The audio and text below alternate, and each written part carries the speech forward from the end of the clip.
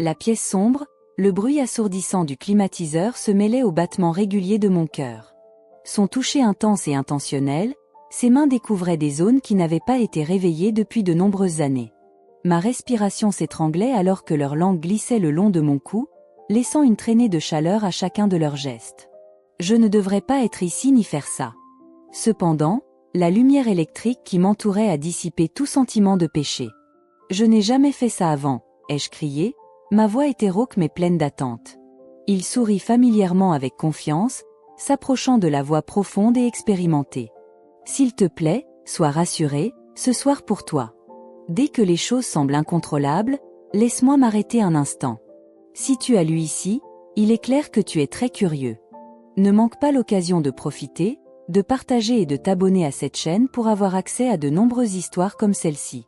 Crois-moi, c'est encore plus fou. Maintenant, laisse-moi te ramener là où tout commence.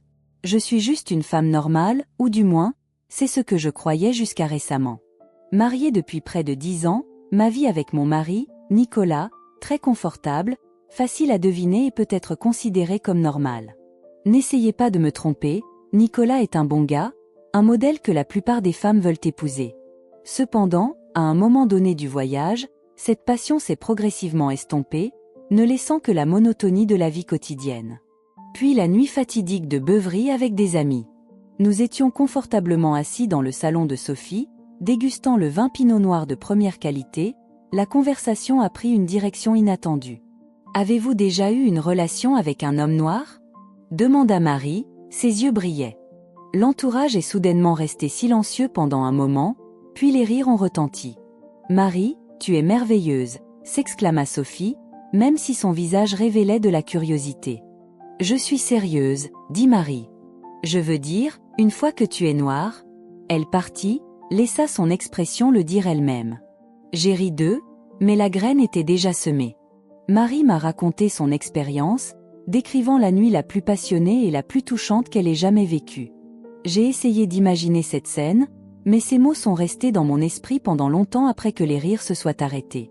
Cette nuit-là, alors que je me tenais à côté de Nicolas, regardant le ciel, une tristesse soudaine me traversa. Que va-t-il se passer? 6 semaines se sont écoulées, mais cette pensée ne pouvait me quitter. J'ai remarqué que je faisais plus attention aux hommes noirs que je voyais, que ce soit dans une épicerie, une salle de sport ou même à la télévision. Comme si mon esprit ouvrait une porte que je ne pouvais pas fermer. J'ai donc eu l'occasion de le rencontrer. Il s'appelle Nicolas et il est employé d'une entreprise de marketing qui coopère parfois avec mon entreprise. Dès la première fois que nous nous sommes rencontrés, j'ai réalisé la relation spéciale qui nous liait. Il est grand, brun, lisse et son sourire peut faire fondre même les cœurs les plus froids. Sa présence était impressionnante et sa voix résonnante me faisait frémir. Au début, notre interaction n'était que professionnelle, limitée à un dialogue non officiel lié au travail. Cependant, il y a un feu souterrain, un silence qui signale quelque chose d'imprévu, encore impossible à décrire. Un après-midi, alors que nous terminions la réunion, Nicolas a quitté la salle de réunion. « Tu es si spécial », a-t-il commenté en plissant les yeux. J'ai ri and quiet. Quelle est la différence? Il a répondu positivement. Ses yeux sont toujours proches. Mon cœur battait vite, je me suis rapidement excusée, me sentant dépassée et effrayée. Cette rencontre résonnait encore dans mon esprit pendant plusieurs jours. Je savais que je marchais sur une route dangereuse, mais cette excitation était addictive. Après un long moment, je me suis enfin senti vraiment vivant. J'ai choisi d'accepter les risques. Tout a commencé par un texto. Bonjour cordialement, j'espère que ta journée se passe bien. C'était naïf, ou du moins je me suis convaincue comme ça. Il a répondu presque immédiatement, et avant que je ne m'en rende compte, nous nous envoyons des textos tous les jours. La conversation devient plus personnelle et plus suggérée. Il m'a fait me sentir reconnue, désirée et respectée comme je ne l'avais jamais ressenti depuis de nombreuses années. Bien qu'il nous ait demandé de nous rencontrer pour boire un café, je suis allée trop loin pour pouvoir revenir. Le jour où nous nous sommes rencontrés pour boire un café, j'ai eu l'impression que nous vivions une vie différente. Une vie dans laquelle je ne suis pas une épouse de banlieue obéissant à la norme de la monogamie, mais une femme qui recherche le charme des choses interdites. J'ai choisi un café tranquille à la périphérie de la ville, suffisamment loin pour que personne ne puisse me reconnaître. Quand je suis arrivée, Nicolas était là, assis à dîner, et sa présence exceptionnelle faisait que les gens ne pouvaient pas ne pas y prêter attention. « Tu es superbe », a-t-il commenté lorsque je me suis approchée. Ces mots m'apportent une vague de calme. Je n'étais pas habituée à être vue de cette façon, et la façon dont il me regardait me donnait l'impression d'être la seule femme dans cette pièce. « Merci », dit-elle, à l'aise et se détourna. Ma main tremblait en ramassant l'assiette de nourriture, déterminée à se démarquer parmi la liste de café au lait qui était très appréciée. Nous avons beaucoup parlé pendant des heures, le thème de la conversation tourne principalement autour du travail, des intérêts et des aspirations personnelles. Nicolas a une façon de me transmettre la paix d'une voix profonde, douce, mais séduisante et intelligente. Cependant, derrière l'apparence apparemment inoffensive de cette conversation, il y a quelque chose de bien plus dangereux. « Alors dis-moi », a-t-il dit, regardant vers l'avant avec un sourire malicieux. « Qu'est-ce qui me donne vraiment envie de te voir ?» Sa question m'a déroutée et je me suis retirée pour pouvoir donner la réponse. « Il semble que votre message soit incomplet. Pouvez-vous fournir des informations supplémentaires ou des documents que vous souhaitez que je convertisse ? » « Je ne suis pas sûre », ai-je dit en réalisant que son regard intense me regardait. « Je crois que vous le savez déjà. » Il a commenté, sa voix était douce et intentionnelle. Mon pouls a commencé à battre plus vite et j'ai senti une chaleur brûlante parcourir mon bras. Il n'avait pas tort. Je comprends pourquoi je suis là. J'avais dépassé les limites depuis longtemps avant cette rencontre, et maintenant je me retrouve face à quelque chose que je ne peux pas contrôler. Cette nuit-là, j'étais réveillée, me rappelant notre conversation. Ces mots résonnaient dans mon esprit, réveillant une émotion intense en moi. J'ai réalisé que je devais m'arrêter, m'éloigner avant que la situation ne se complique davantage. Cependant, le sourire des inconnus, apportant la promesse de quelque chose de nouveau et de surprenant, est une tentation à laquelle il est difficile de résister. La fois suivante où Nicolas m'a envoyé un texto, je n'ai pas pensé à quoi répondre immédiatement. Notre message devient plus fréquent et plus privé. Il m'a envoyé des compliments qui ont fait battre mon cœur plus vite, et je me suis retrouvée à vérifier constamment le téléphone, attendant avec impatience que son nom apparaisse sur l'écran. « Allons déjeuner ?» Un soir, il m'a demandé en mariage et avant que je puisse penser à la raison, j'ai accepté. Le restaurant est luxueux et confortable, où les couples chuchotaient sous les lumières ambrées et échangeaient des regards sournois.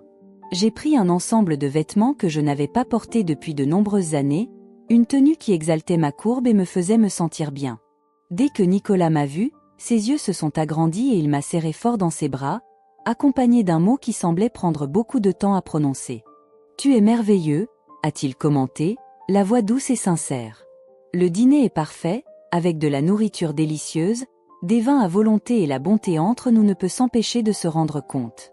Au moment du repos, j'ai pu sentir mon mur de détermination s'effondrer. « Tu sais », a-t-il commenté, sa main a touché ma main avec malice. « Depuis le jour où nous nous sommes rencontrés, je n'ai jamais quitté ton esprit. » J'ai haleté, et pendant un moment, je n'ai pas pu dire un mot.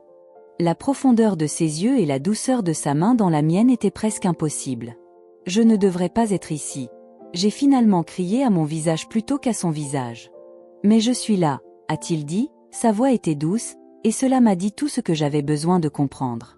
Cette nuit-là, quand je suis rentrée chez moi, mon esprit était rempli d'émotions intenses. Le sentiment de péché, de souffrance, de peur et de désir de se fondre ensemble me fait suffoquer. Je sais que je suis face à quelque chose qui peut complètement changer la situation, mais au lieu de reculer, je me sens plus attirée. Le message a été reçu tard dans la nuit du vendredi. « Que fais-tu » J'ai regardé l'écran, mon cœur battait fort, essayant de donner une réponse appropriée. Nicolas est dans la salle de bain, peut-être en train de s'agiter devant la télévision. J'entends le grondement d'un match de football et sa collision occasionnelle avec la table basse. Il n'y a pas grand-chose à dire. « Qui es-tu » J'ai répondu, en essayant de garder un ton doux même lorsque ma main était sale. « Pensez à moi » 3 mots. Ces 3 simples mots m'ont donné la nausée et mon cœur a battu vite. Avant que je puisse y penser, un autre message est apparu. « Allons-y ensemble » J'ai hésité. Le problème n'est pas le café ou le dîner. Il y avait quelque chose de différent et nous l'avons tous les deux compris. Ma main s'est souillée lorsque j'ai touché le clavier, tandis que mon esprit oscillait entre le sentiment du péché et celui du désir. Finalement, j'ai répondu au message. Où est-il? L'endroit qu'il avait choisi était un endroit privé, une petite boutique située dans le quartier de la ville que je fréquentais rarement. J'ai dit à Nicolas que j'allais retrouver un ami de longue date pour boire de l'eau, un mensonge qui m'a facilité la tâche. Quand je suis arrivée, j'ai vu Nicolas là, assis en train de se détendre en se basant sur le magasin. Il m'a jeté un coup d'œil en entrant, son visage s'illuminant d'un sourire éclatant qui m'a fait me sentir vulnérable. « Je suis venu, a-t-il commenté, sa voix calme et douce. « Je ne devrais pas faire ça, ai-je répondu, bien que ces mots semblent dénués de sens, même si je les ai dits. Mais je suis apparu, a-t-il commenté, répétant les mots dans le repas, et comme avant, ils m'ont rendu faible. Nous nous sommes arrêtés dans un magasin d'occasion, la faible lumière créait des ombres qui semblaient mystérieuses comme ce moment. Il nous a invités à boire de l'eau, mais je touchais rarement à ma boisson. L'atmosphère autour de nous était remplie d'une tension claire, le désir caché enfin révélé. À un moment donné, j'ai arrêté d'essayer de lui faire face. J'avoue que je ne peux pas oublier son image. Ma voix était seulement un peu plus forte que des cris. Sa main était plus proche de la table, tandis que ses doigts touchaient mes doigts. Un léger contact a fait couler tout mon corps comme un courant d'énergie, j'ai levé les yeux vers lui. Il déclara d'une voix ferme mais tendue qu'il ne faisait pas ça. Nous sommes sortis ensemble du magasin, avec une compréhension implicite qui rendait les mots inutiles. Mon cœur battait fort lorsque nous sommes allés à la voiture, mon esprit courait de peur et d'attente. « En esto sûr ?» demanda-t-il, la voix était gentille mais résolue. J'ai crié, incapable de croire au son émanant de ma gorge. Ce motel a une superficie modeste mais bien entretenue, située dans une rue calme.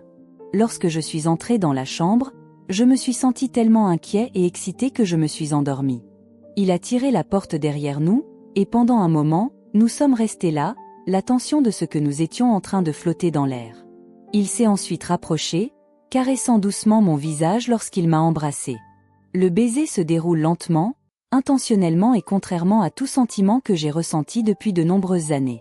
Ses lèvres n'étaient pas pures, mais séduisantes, ses mains étaient chaudes et solides lorsqu'il m'a rapproché de mon visage, me tirant plus près. J'ai grandi avec lui, tous les péchés et toutes les hésitations ont disparu dans ce moment intense. Son toucher est ferme et profond, comme s'il pouvait déchiffrer tous les désirs que j'essayais de cacher. Je le voulais depuis longtemps. Il a chuchoté sur mes lèvres, la voix m'a fait frémir. Moi aussi, je l'ai avoué, les mots étaient presque impossibles à entendre quand il a commencé à répandre des baisers sur tout mon visage. Le reste de la nuit est un mélange d'amour et de nouveauté, chaque instant devenant plus intense que le moment précédent. Il a dépassé toutes mes attentes, il était attentionné, habile et ne s'est pas laissé emporter par la hâte pour être sûr de me faire plaisir. C'était comme s'il avait ouvert une partie de moi qui me manquait et je me suis complètement immergée dans cette expérience. Même si j'étais avec lui, mon corps était toujours loin de cette rencontre. Une ligne d'émotion coule en moi. La honte intérieure a été remplacée par un sentiment de satisfaction et de liberté intense. Pour la première fois depuis de nombreuses années, j'ai vraiment senti que j'étais encore en vie. « Tout va bien ici, et vous ?» Nicolas demanda, sa voix douce et me regarda avec anxiété. « Je suis là, je l'avoue, et pour la première fois depuis longtemps, je m'en suis rendu compte. » Le lendemain avec Nicolas, j'ai été réveillée par le téléphone portable qui a frappé la table de nuit. C'était mon mari, Nicolas. « Bonjour, son amour » cria-t-il pour être heureux de recevoir ma réponse. « N'es-tu pas trop tard ?» Non, il n'était pas si tard, mentis-je en jetant un coup d'œil à Nicolas, qui se reposait toujours à côté de moi. Ma voix était toujours calme, mais mon cœur commençait à battre vite. « Super, j'ai fait du café. » Nicolas a dit qu'il me retrouverait à son retour avant de se lever. Je fixais le téléphone, sentant le poids des décisions qui pesaient sur moi. Mais quand je regardais Nicolas, avec un visage serein et un mouvement régulier de ma poitrine, je ressentais une étrange combinaison de contentement et de honte. Je quittais discrètement le motel et garantissais à Nicolas que je lui enverrais le message plus tard. Le voyage de retour à la maison est quelque peu surréaliste. Les rues ont commencé à se fondre dans la vie et la lumière du soleil semblait critique. Quand j'ai franchi la porte d'entrée, Nicolas m'a fait un bisou sur la joue, ce n'était pas la décision la plus sage en pensant à ma nuit. J'ai été surpris de sourire, déterminée à cacher le coupable et à faire comme si tout allait bien. Mais rien dans ma vie ne semble normal. Les jours suivants ont été des jours d'émotion.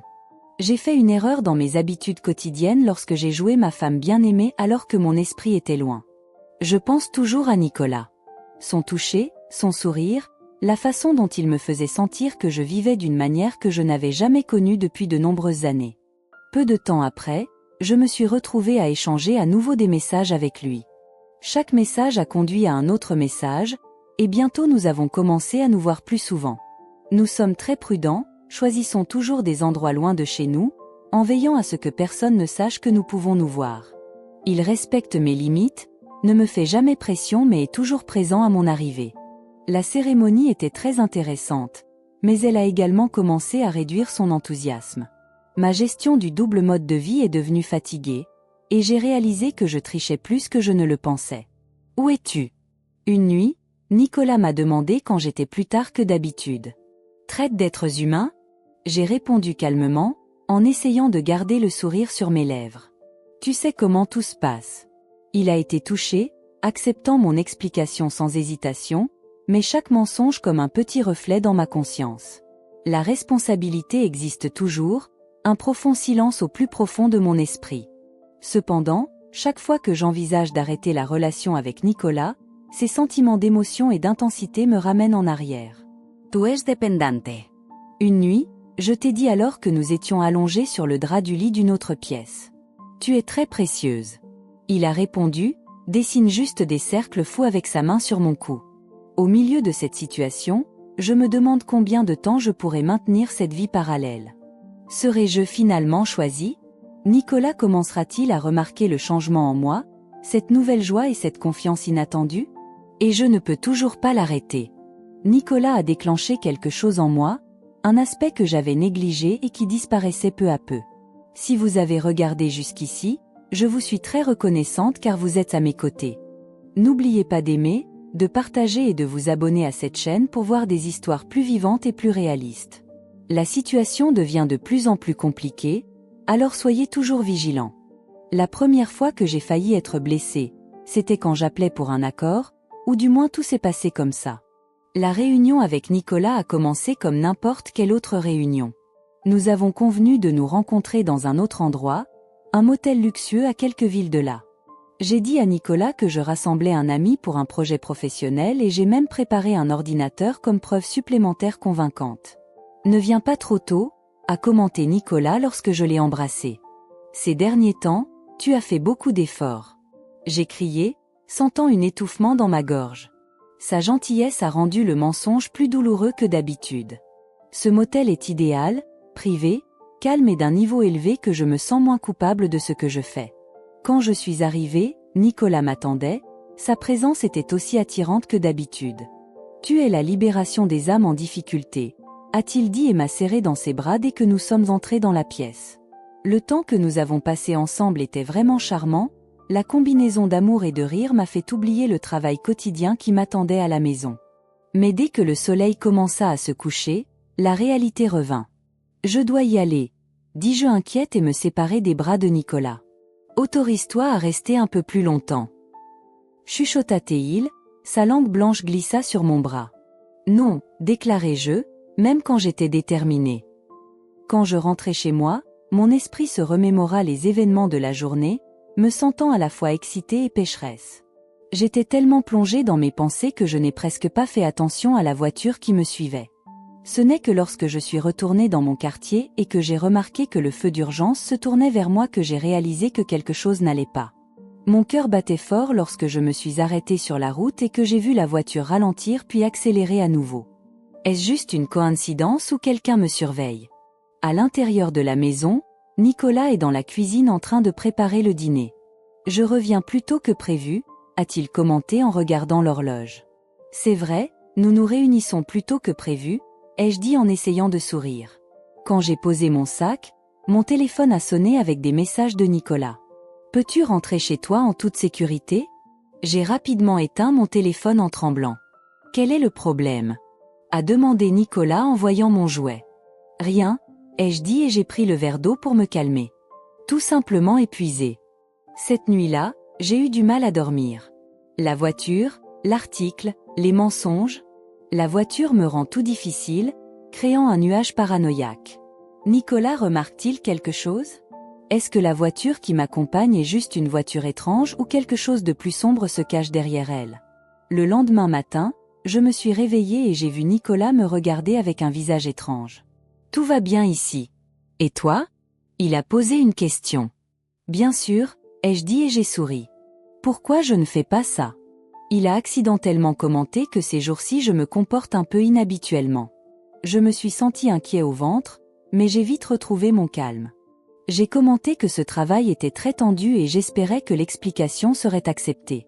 Il a versé des larmes, mais ses yeux pétillants ont montré qu'il n'était pas complètement convaincu. J'ai essayé de contacter Nicolas après le récent appel, mais c'était plus facile à dire. Chaque fois que j'essaie d'accomplir tout, il me rappelle à quel point nous sommes heureux quand nous sommes ensemble, à quel point je me sens pleine de vie quand je suis avec lui. Il a commenté dans une conversation avec nous que je pense trop. Personne ne doute de rien. Cependant, je ne suis pas sûre. La paranoïa continue et j'ai l'impression de me précipiter dans l'obscurité, de vérifier mon téléphone dans tous les coins et de surveiller toutes mes actions. Dans le prochain chapitre, je vous raconterai comment j'ai finalement décidé de contrôler la situation, ou du moins, c'est ce que je pensais. Cependant, la réalité n'est pas comme je l'imaginais et les mensonges qui maintiennent ma vie parallèle ont commencé à s'effondrer. L'anxiété concernant le prochain appel n'a jamais complètement disparu, mais j'ai trouvé un moyen d'y faire face. Nicolas et moi sommes devenus plus prudents, avons soigneusement sélectionné le lieu de rendez-vous et avons limité la communication via des applications de messagerie sécurisées. Peu importe notre discrétion, le fardeau d'un mensonge a commencé à être insupportable. Pendant le dîner, je n'ai pas pu m'empêcher de regarder Marco, me demandant s'il pouvait voir à travers mon apparence, s'il saurait la vérité ou si j'aurais le courage d'avouer. Une nuit, alors que nous étions dans la chambre pour regarder des films, le film s'est soudainement arrêté. « Tout va bien entre nous ?» demanda-t-il. Sa voix était calme mais contenait toujours de l'anxiété. J'ai senti mon corps se réchauffer, mon cœur battre. « Bien sûr, » dit-il en essayant de sourire. « Pourquoi m'as-tu demandé ça ? » « Tu es un peu séparé, » répondit-il en me regardant. « S'il y avait une erreur, tu peux m'en informer. » Ces paroles étaient comme une lame tranchante poignardant mon esprit. Il y a un homme qui a toujours été avec moi, me donnant un amour inconditionnel, alors que je lui pardonne de la manière la plus douloureuse. « Je vais bien, » dit-il doucement en me prenant la main. « Je te le promets. » Cependant, même si je dis ces mots, je sais que ce ne sont que des mensonges. La prochaine fois que j'ai rencontré Nicolas, je n'ai pas pu m'empêcher de prêter attention au coupable. « Nous devons parler », a-t-il dit dès que je suis entrée dans la pièce et que j'ai observé. Son sourire a disparu. « Cela ne semble pas bon. »« C'est vrai, » ai-je admis, en m'asseyant sur le bord du lit. « Je ne peux pas continuer à faire ça. » Il s'est assis à côté de moi, son visage n'a pas vacillé. « Pourquoi est-ce maintenant ? » Parce que ce n'est pas bien. À cause de Nicolas, pour lui, ou pour moi, ai-je dit, ma voix tremblait. Cela ne devrait jamais. Nicolas souffrait peu à peu, son regard se fixait vers le sol. J'ai attendu ce jour. Commenta-t-il d'une voix grave. Cependant, cela ne rend pas les choses plus simples. Je suis désolé, criai-je, les larmes tombèrent peu à peu. Il s'approcha, faisant glisser une larme sur mon visage. Ne fais pas ça. Ce que nous vivons est vrai, même si ce n'est pas conçu pour la survie à long terme. M'échapper de Nicolas est l'une des tâches les plus difficiles auxquelles j'ai été confrontée, mais c'est aussi le premier pas vers la reconnaissance de l'insatisfaction dans ma vie. À la maison, je me suis précipitée dans les tâches ménagères, déterminée à tout faire correctement. J'ai commencé à organiser des soirées romantiques, à préparer le plat préféré de Nicolas et à faire vraiment attention lorsqu'il partageait les détails de cette journée. Pendant un certain temps, il semble que cela ait été efficace. La distance entre nous a commencé à se réduire et j'ai ressenti à nouveau la connexion, même si le sentiment de péché n'avait pas complètement disparu. Une nuit, alors que j'étais assise seule dans ma chambre, j'ai décidé de commencer à écrire mon histoire. Le problème n'est pas de faire confiance à Nicolas ou à quelqu'un d'autre, mais de laisser tomber les secrets que je porte en moi. Et c'est ainsi que vous l'entendez maintenant. Pour ceux qui regardent, je ne partage pas mon histoire pour louer ce que j'ai accompli ou pour demander pardon. Je sais que mes actions sont mauvaises et je vis toujours avec cette perception tous les jours. Cependant, je suis également sûre de ne pas être la seule. Si vous vous êtes déjà senti coincé dans votre propre vie, dans le conflit entre ce que vous avez et ce que vous croyez vouloir, j'espère que mon histoire vous apportera quelque chose qui mérite réflexion. Merci de votre attention. Si vous trouvez cette histoire intéressante, n'hésitez pas à aimer, partager et vous abonner à cette chaîne. Votre aide m'est extrêmement précieuse. Et n'oubliez pas que parfois les vérités les plus difficiles sont celles que nous cachons.